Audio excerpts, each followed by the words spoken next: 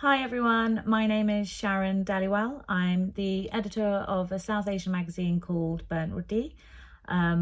It's a South Asian lifestyle, opinion and culture magazine based in London. I'm also the director of Middlesex Pride, the first ever Pride in Middlesex in Greater London. I'm also a writer, and I run a monthly event called Oh Queer Cupid, which is a speed dating and comedy night. And I do all of this myself without any funding.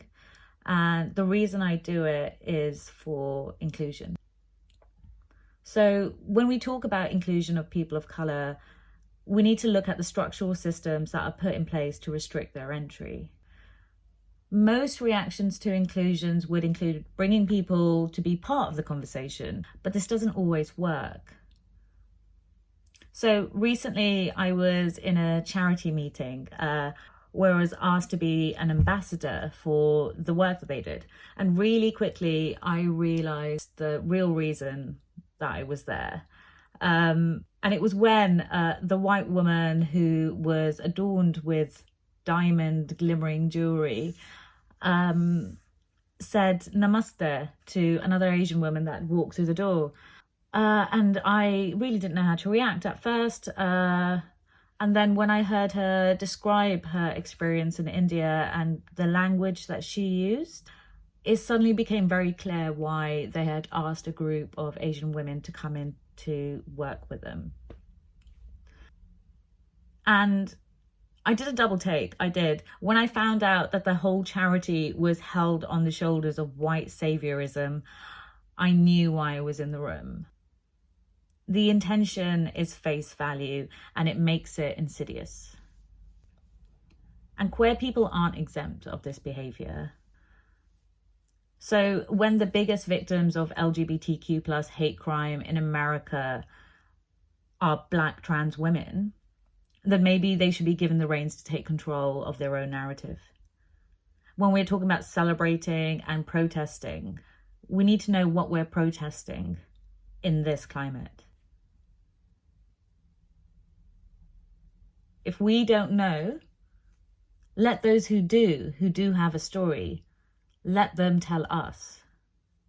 Just like that white woman with those diamond rings telling me about how mortified she was of the poverty in India, so deeply that she had to do something because all the kids flocked to her for help. We need to stop talking.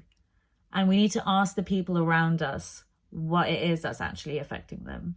And we need to give them the microphone.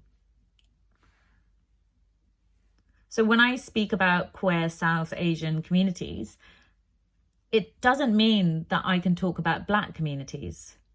We don't have the same struggle, but I can hand them the mic. I can profile them. I can give them the platform to speak because I have privilege. And that's how it works in white culture.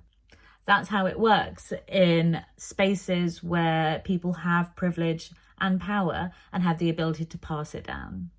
So now we're in a position where we are talking about structural racism. We are talking about inequalities with a variety of things, not just race.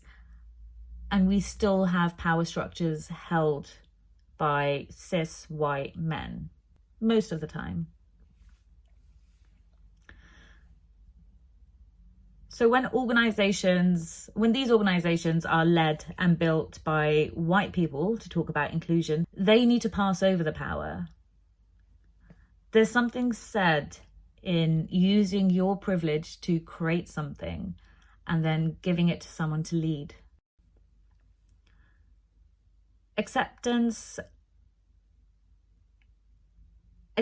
only has to meet a low bar to be celebrated.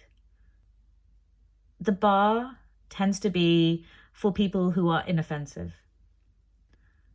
And in the climate that we're currently in, particularly in Britain, the bar for acceptance tends to be able-bodied, cis people in a gender binary, and white. In response, Queer spaces for people of colour have been created by people of colour. We have UK Black Pride to give people, mostly black people, a space to exist safely. Muslim Pride will have its first event this year to show the visibility of queer Muslims and to tell their story, because all of these stories are different.